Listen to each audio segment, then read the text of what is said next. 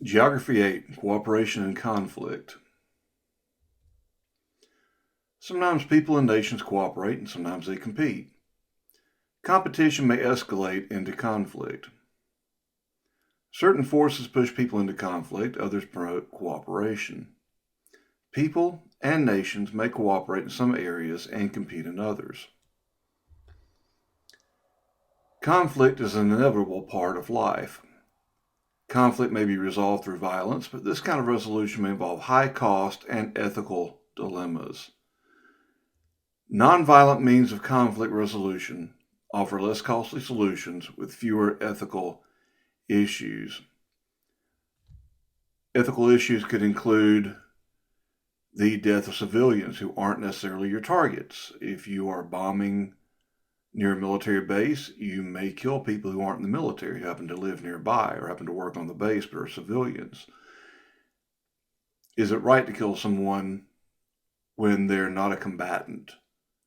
Certainly the United States tries to minimize those losses, but some are inevitable.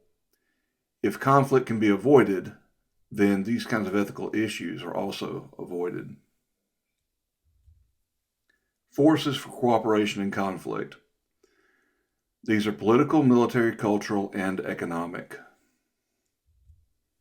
Political. Political objectives may bring people or nations into conflict or spur cooperation. People and nations seek power. They may compete or even fight for power.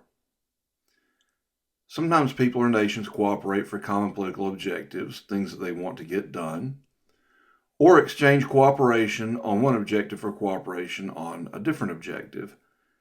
This is what's meant by the phrase, you scratch my back, I'll scratch your back. It's a swap of favors. Military. Nations maintain armies, navies, and air forces to deter other nations from attacks, intimidate smaller nations, and fight one another in the event of a war.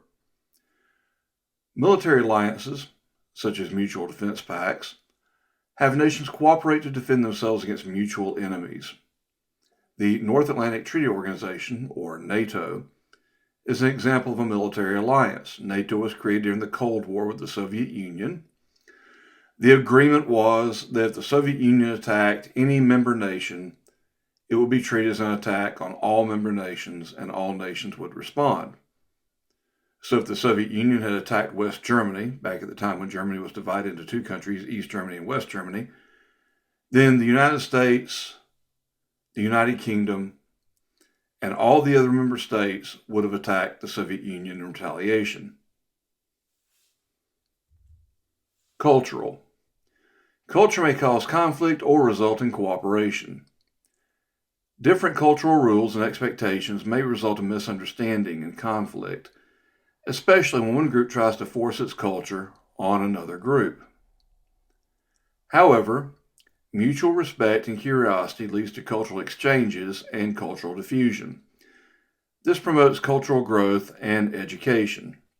A famous example, China and the United States, when the relations between the two countries were thawing during the 1970s, exchanged ping pong ball teams. The two teams would play ping pong, and the players would meet, and that was an example of a cultural or sports exchange. Sometimes nations organize art exhibits where, for example, art from ancient Egypt will be brought to the United States and put into museums in the United States temporarily so that Americans can see these cultural treasures from Egypt. And these exchanges are intended to promote cultural understanding and cooperation among people. Economic. Economic forces also lead to cooperation and conflict. Economic cooperation involves trade. Trade benefits all parties as needed resources are exchanged. For example, other countries need corn. The United States produces corn. We sell the corn. The money we get from selling the corn might then be used to purchase gasoline or crude oil to be refined into gasoline from other countries like Venezuela or Saudi Arabia. Economic conflict may result from a nation violating trade agreements. attempting to cheat to gain some economic advantage. And there are international forums where nations may complain about other nations violating trade agreements, and a neutral body may decide between the two nations and penalize a nation for cheating on trade agreements. Economic conflict also results from nations selling or buying the same resource and competing with one another for the same economic niche. An example of that from about 10 years ago, the United States and the Ukraine were both steel-producing countries. The Ukraine dropped their prices dramatically. The United States complained that they were dumping steel, that they were selling steel at below cost to try to eliminate U.S. competition. The Ukraine denied this. International trade body decided that the Ukraine indeed was not dumping steel. They were just producing it much more cheaply than we were. And we lost that case in a World Trade Court. So economic conflict can come about because we're competing with each other, nations complain about each other's actions and violation of trade agreements, and this is a normal part of business around the world. Positions on the use of force. You have violence, nonviolence, and non-aggression. Violence. Violent means of change, such as wars or riots, cost lives and property. Violence often leads to a cycle of retaliation, each side doing something worse in turn to the other side. Even the victors of violent conflicts may carry physical and psychological scars that affect them for the remainder of their lives. There may be times when violence as a last resort is necessary. In the case of the American Revolution, the only way to obtain freedom from the British Empire was the violence of the revolution. In the case of World War II, it's hard to deny that fighting back against Hitler was the only way to preserve freedom in the world. At the same time, we should be hesitant about the use of force because of the high price that can come with it, both to the nation and to the individuals involved. Nonviolence. Nonviolence is the rejection of violence. Gandhi, a leader of the independence movement in India, used the term satyagraha to describe an active practice of accepting suffering without violence to bring about political or social change. For example, in India, Gandhi led a march to the sea to refine salt water into salt. The British had banned the Indians from making their own salt, forcing them to buy it from the British. And his protest involved marching to the sea to evaporate seawater to make salt. He told his followers, when they come to arrest us, we do not fight back. Even if they hit us, we don't fight back. We want the world to see that they are the aggressors, not us. And this was very effective. The British were shamed into leaving India alone and pulling out in 1947, and India became independent through this nonviolent movement. Earlier in history, the Indians had tried to rebel against the British violently several times.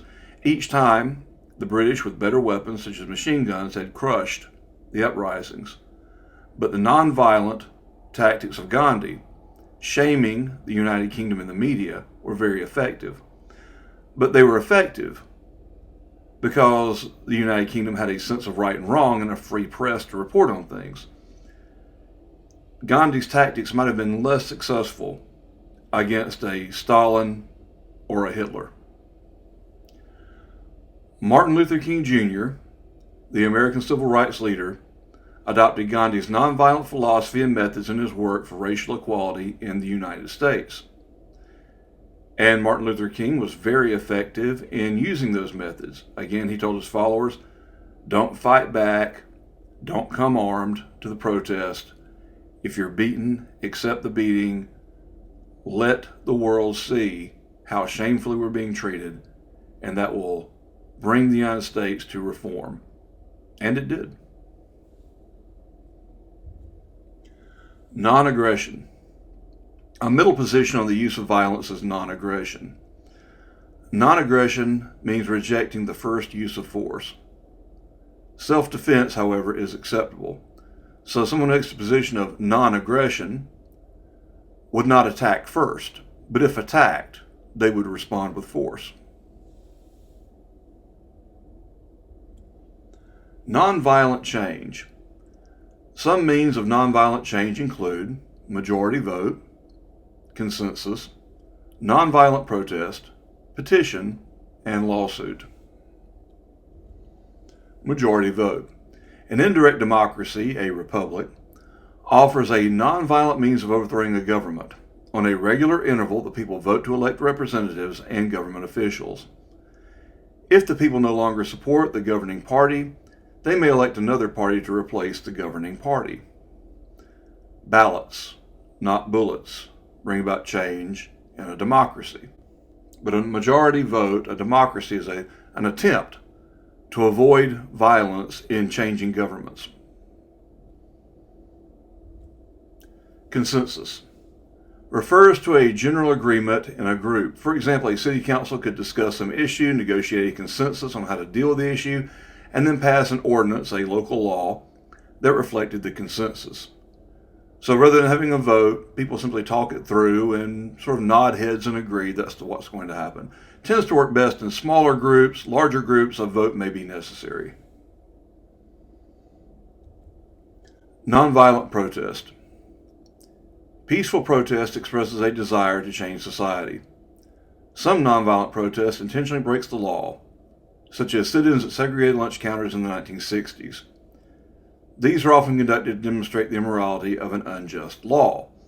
The law in many states in the 1960s said that blacks were not allowed to eat at white lunch counters.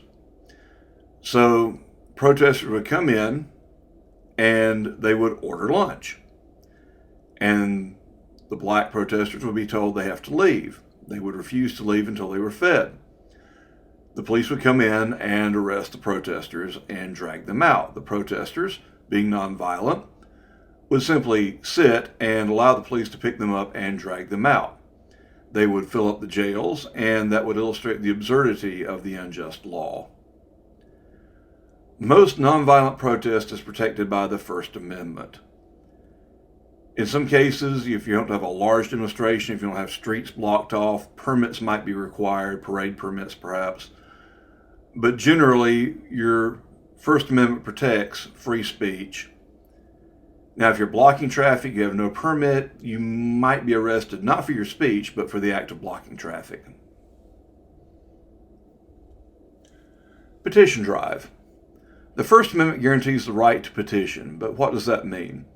Petition refers to the right to make a statement. Signatures are optional in this sense of the word.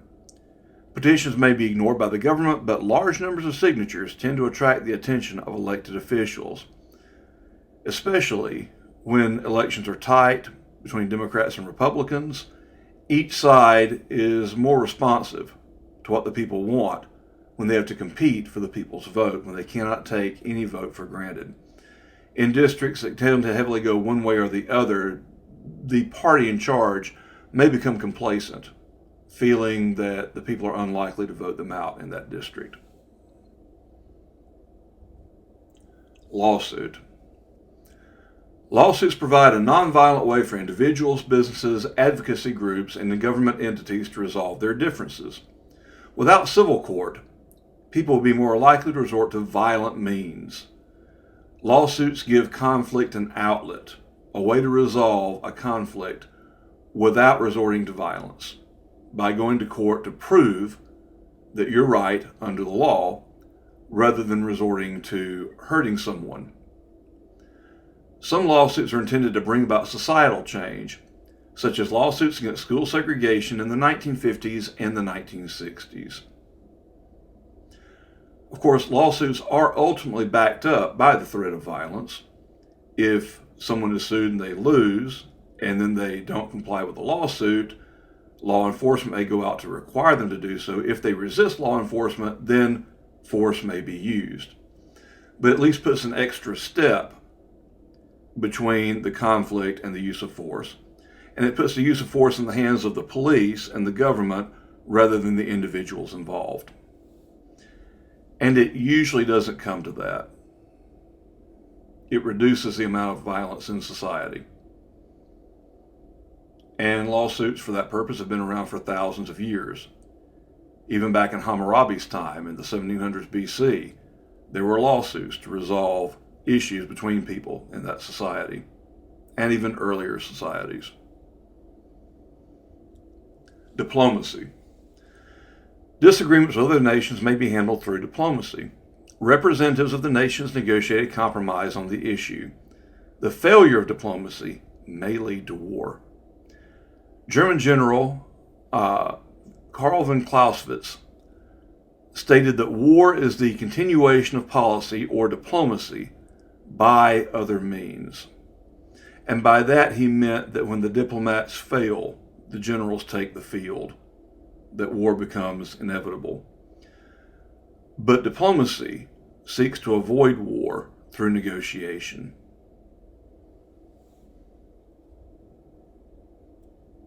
Political boundaries may be natural or human. Rivers often mark boundaries between nations, states, counties, and cities. Streets and lines of longitude or latitude are examples of human-created boundaries in some places. Many times the wrinkly lines along the edge of a state represent a river being used as a boundary. International cooperation. Examples of international cooperation to control territory include the Great Lakes Environmental Management by the United States and Canada, the United Nations Heritage Sites and Host Countries, and the Antarctic Treaty on Scientific Research. The Great Lakes Environmental Management. 30 million people live around the Great Lakes. The United States and Canada cooperate to maintain the environment around the Great Lakes. The Environmental Protection Agency, or EPA, handles the U.S. side of implementing the agreements to protect and restore the ecosystems of the Great Lakes. Many of the lakes were polluted through industry, and now the governments of Canada and the United States are cooperating to clean up these lakes to make the environment healthier for wildlife again, and for the humans around the lakes. United Nations Heritage Sites. The United Nations works to preserve historically significant sites. Member nations agree to help preserve these sites. Unfortunately, the Islamic State and the Taliban have intentionally destroyed some of these heritage sites because they included idols from the distant past. So, in their fanaticism, they want to destroy anything involving the pre-Islamic past, and that would involve some of the ancient ruins of Mesopotamia, which is a shame because we could learn so much about these cultures from these ruins, but now they've been destroyed. The Antarctic Treaty on Scientific Research. 50 nations, representing 2/3 of humanity, have agreed that no nation may own Antarctica and that it will not be used for military purposes. Antarctica is reserved for scientific research. And the only people who live in Antarctica are scientists and research bases and the people who support their mission. International conflict. Examples of international conflict over borders, resources, land use, and ethnic and nationalistic identity include India and Pakistan and their conflict over the Jammu and Kashmir regions, the West Bank in Palestine and Israel, the Sudan, Somali piracy, ocean fishing and mineral rights, and local land use disputes. India and Pakistan have long-standing conflicts over the Kashmir and Jammu regions. India and Pakistan were one British colony before 1947. The Muslim region in the north of the former colony demanded to be a separate nation from India, and the British agreed. The Muslim northern region is today Pakistan. India is primarily Hindu, although there are many Muslims, also Christians, and Sikhs in India. The new nations disagreed over boundaries set by the British and fought wars. Today, both nations have nuclear weapons, and the conflict between India and Pakistan is considered to be one of the most likely places for a nuclear war to break out in the near future. Hopefully that won't happen, but it is a concern of the international community. The West Bank. Israel occupied the West Bank during the Six-Day War of 1967. The Six-Day War was an Israeli victory over Egypt and other Arab nations. Egypt blockaded the Israeli port of Eilat, and Israel retaliated by eliminating 90% of Egypt's air force while it was still on the ground. Palestinians in the West Bank resisted Israeli occupation with terrorist attacks on military and civilian targets. Israel responded by building a wall and limiting construction supplies in the area. The Sudan. After many years, 1983 to 2005, of conflict, Christian South Sudan gained independence from Muslim Sudan in 2011. The region remains unstable, as ethnic groups continue to clash over resources and political power. So there's still infighting in the area. Somali Piracy. Somalia collapsed as a nation-state in 1991. Warlords emerged, and the country descended into something approaching the Hobbesian state of nature. If you've seen the movie Black Hawk Down, that was about this period in Somalia. In the chaos, some Somalis turned to piracy, attacking ships, stealing cargo, and holding ships and crews hostage. International naval powers such as the United States and Russia patrol the area, arresting or killing pirates. And the Russians have been particularly aggressive in eliminating some of the threats in this area.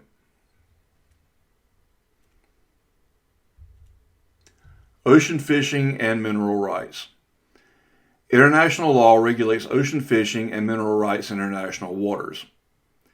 International waters are those not owned by any nation. International waters are usually more than 3 miles from the coast of a nation. In conclusion, conflict and cooperation are part of life as individuals, groups, and nations.